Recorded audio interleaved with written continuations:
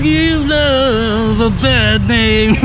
Hey, what's up mga bossy kabajak? Nandito na naman tayo sa Budget Bikes Cavite, ano mga bossy kabajak, dahil may bago na naman silang bike dito na road bike, ano, na si Java. Hindi Java Race mga bossy kabajak, ano?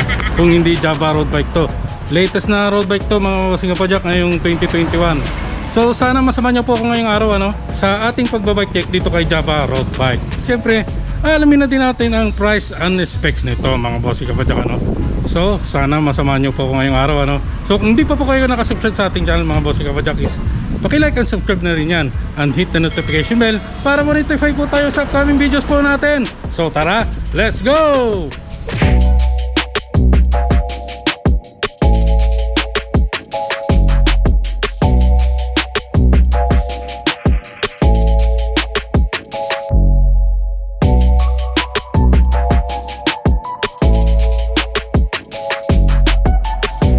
So yun na nga mga bossing kapadyak, huwag na natin patagalin ito. Ito na po si Java Celuro 3. Ayan, latest road bike po ito ngayong 2021. So kilatisin po muna natin at himas-himasin po muna natin itong frame nya. Ayan, so color, nakikita nyo naman po, color matte black siya. Napakaganda, no? So kilatisin at himasin po muna natin ito. Himas-himasin na natin yan mga bossing kapadyak. Mga bossing kahimas, shoutout kay ano, Bossing Chichoy 21. Shoutout po kayo dyan. So ito po yung frame nya. Ayan, color matte black. Ayan. So mga bossing kapadyak, sabihin na natin agad, ha. So para po siyang carbon, ano, kasi dito sa pinaka head tube nya ay smooth weld na yan. Maging dito sa may pinaka seat post nya rito, ayan, dito sa seat stay nya is smooth weld na. Maging dito sa BB shell nya is smooth weld na rin po yan. Ayan, makinis na makinis yan, kasi yung kinis ng legs nyo. Kung makinis ba, no? Sa akin kasi yung legs ko merong tigpipiso eh. So ayan, naka-smooth weld na po yan dito sa head tube nya, sa seat stay, maging dito sa kanyang BB shell. Kasi sa iba po, sa ibang road bike eh,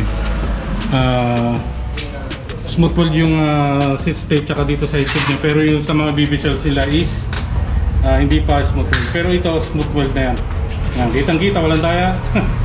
So, ang size nga po pala nito ni Java Celuro 3 is size 50. So, hindi na natin susukatin, ano, kasi nasukat na natin kanina. Dito sa kanyang pinaka-reach is size 50. Tapos dito sa dito sa seat stay niya is seat tube niya is size 50 na rin, o size 20. Ayan, nakalagay naman po rito sa kanyang seat tube is, ayan, oh, nakalagay, oh, frame size is size 50 nakalagay, ano. Tapos dito may nakalagay road bike. So hindi mawawala siyempre yung kanyang lagayan ng battle gauge dito. Tapos ito po yung kanyang pinaka brand name na Java, napakaganda. Ayan, para naka-emboss na, ano. Tapos dito sa top tube nya is may nakalagay rin na brand name Java na color parang Bianchi rito. Ayan, may mga logo siya. Ayan, tapos dito nakalagay yung Celuro 3. Ayan. Tapos dito sa dito sa seat tube nya, ito may cover siya, para hindi pasukin ng tubig yun dyan. Tapos yung kung gusto nyong i-adjust na pang up and down, ito, ayan, may adjustment po siya rito na pwede kayong gumamit ng tawag dito, yung Allen tools nyo para ma-adjust nyo kung gusto nyo taasan at babaan. So ayan po yung kanyang frame, napakaganda, smooth weld na po. Again, smooth weld na po yung kanyang head tube dito. Ayan, tapos yung pinaka seat tube nya rito, dito sa seat stay nya is smooth weld na rin, maging dito sa BB shell nya.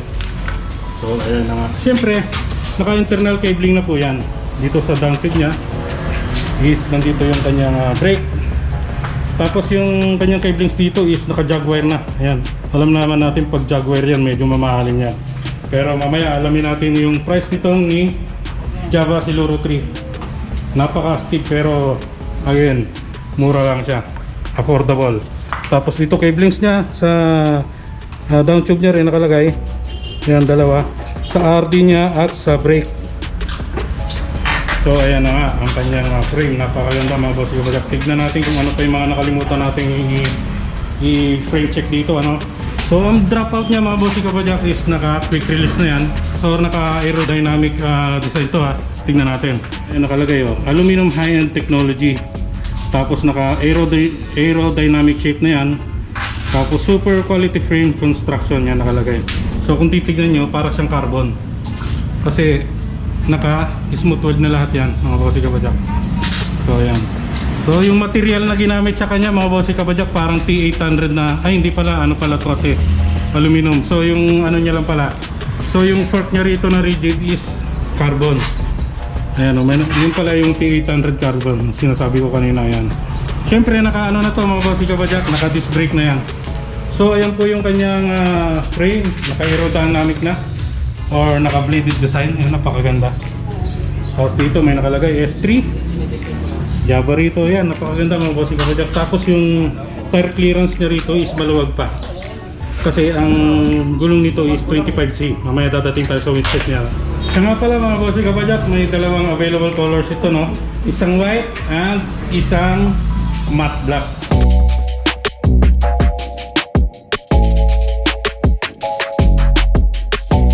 So dumako naman po tayo sa kanyang cockpit, ano? So yung kanyang saddle dito is decaf. Ayan, napakaganda na rin ng materials na ginamit dito, basta decaf. Ayan, pang international tong decaf na to eh. Minsan nakikita ko tong decaf na brand sa high-end bikes din.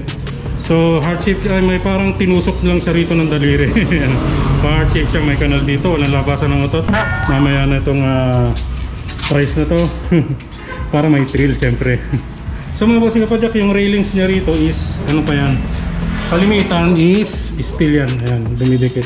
Pero yung clamping niya rito is alloy na yan.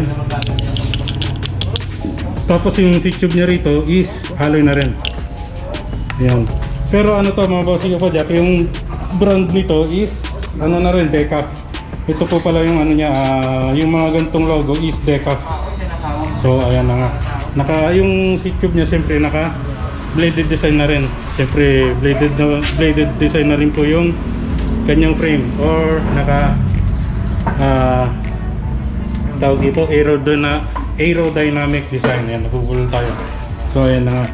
So dumako naman po tayo sa kanyang headset. Yun, nalaglag na naman. So ayan po yung headset natin. Ano na rin, alloy na rin. Siyempre yung spacers niya rito mga bossy kabajak is alloy na yan. Alloy na rin yung stem niya rito is made by Deca. Ayan, Kampal eh. Deca rito, may Deca pa sa baba. So Deca yan, iba rin yung Deca. So kakampany niya rin siguro to. Tapos yung aerobar niya rito is ayan, napakaganda. Siyempre pag sinabi mong aerobar yan, naka bladed design na rin yung drop bar niya rito. Ayan, manipis dito, parang may pangless siya. Siyempre brand niyan is Decaf na rin, at siyempre alloy na rin. Siyempre kung makikita nyo pala mga bossy kabajak, may mga reflector sa rito para kitang-kita kayo sa gabi ng mga pinagkakatangan nyo. Este ng mga motorista para hindi makita kayo, para maiwasan kayo, ano. Kung halimbawa na ano, meron din dito sa harap. Yan. Halimbawa magbiyahe kayo sa gabi o pauwi na kayo sa trabaho, at least kitang-kita kayo ng mga motorista dyan. So siyempre mga bossy kabajak, ay ang magandang ano rito ginamit sa kanya na bar tape. Yan, medyo malambot, napakaganda. Siyempre ang pinaka-interesting dito mga bossy kabajak is naka STA na kayo dyan, which is brand name is Decaf. Yan, so kasi ang mga components nito Decaf and nakasora na. So titignan natin yan mga bossy kabajak. So yung cablings niya rito mga bossy kabajak, naka-jack wire na yan. So yung kanyang, sabi ko nga kanina, yung kanyang rigid fork niya rito o yung aero fork niya rito, kasi bladed design na rin yan, ay carbon na rin. Ayan, naka T800 carbon na rin. Mamaya dadako na tayo dyan sa kanyang wheelset. Siyempre para may thrill is dito mo po muna tayo sa kanyang group set or drivetrain. So ayan na nga. So yun. So ang kanyang crankset mga bossy kabajak is Decaf. Ayan. So siyempre yung kanyang front arm dito, siyempre magnesium alloy na yan. Tapos steel yung kanyang chain wheel dito, which is naka 2x siya. Siguro naka ano to, 34 to 50. Yan kasi nakalagay, oh. Tapos naka BCD 100mm siya. Yan, naka 2x na siya mga bossy kabajak. Tapos yung FD niya is Shimano Sora na. Ayan, oh. Napaka-astig. Tapos meron siyang FD mount dito. Hindi clamping ha, kung hindi FD mount. Hindi nagagalaw-galaw yan kasi naka-steady na siya dyan. Kaya huwag nyo nang istorbohin kasi naka-relax na yan dyan. So yan. So siyempre, naka-hollow tech siya. Ayan. Siyempre yung kanyang kadena rito is YBN. Ayan. Maliwanag pa yung mata natin mga bossy kabadyak, ano? So dito lumabas yung kanyang cablings para sa kanyang brake, FD at RD. Ayan. Dito pala. Dito lumabas. May mga stopover pala siya dyan. Tapos dito lumabas, wala siyang stopover dahil nandito na. Tapos kung nasa rito, may stopover ulit. Kaya stopper papunta rito sa kanyang RD. So kung nakikita nyo naman mga bossy kabadyak, naka Shimano Sora na yan, na RD, pati FD. Ayan. So naka short cage siya, maliit yung regular ginamit sa kanya na pulley. So ayan na nga. Tignan natin kung ang speed to mga bossy kabadyak, ano? So yung kanyang cassette dito or cogs is Sunshine. Yan. Kaya lagi kayong parang bagong gising dito kasi Sunshine. So bilangin natin mga bossing kabadyak, ha. So 1, 2, 3, 4, 5, 6, 7, 8, 9. Excuse me po. Ano ba yan? So ang sense nito is naka 11 to 2080. Ayan mga bossing kabadyak. Siyempre yung brand, dumako naman po tayo dito sa kanyang wheelset. Yung tire niya is ano ang brand dito? CST. Ayan. CST tires na yan. Ayan, nakalagay road. Ang ganda ng logo. So yan. So ang size po ng gulong niya siyempre 700 by 25C. Tapos yung kanyang rims dito is powered by decals na rin. Ayan. So siyempre alloy na rin. Tapos is ayan, stainless na po yung black stainless na po yung kanyang spokes dito. Tapos kung makikita nyo, yung kanyang pinaka hubs dito is decals na rin. Kasi kung makikita nyo yung logo na yan, ang logo na yan is decals. So naka alloy na yan, siyempre naka silvering na yan. So tignan natin kung pwedeng pagtakas to or pwedeng pang turog mayaman. Ayan, tignan natin, ha. Yun. Binig nyo mabang boss kabadyak. Yan. Hindi ganong malakas, hindi ganong mahina, sakto lang. So pwedeng pantakas ito mga boss kabadyak kung hindi kayo pinapayagan sa mga long rides nyo, ano? Basta mag-ingat lang kayo. At siyempre magpaalam na rin kahit pwedeng pantakas yan. So ayan na nga. So mga boss kabadyak, tignan natin yung kanyang pinakarotor dito. So yung pinakarotor niya pala dito mga boss kabadyak is magkaiba. Ang size ng disc brake niya rito sa likod is size 140mm. Tapos dun sa front is 160mm. So dito sa rear disc brake nya is 140mm.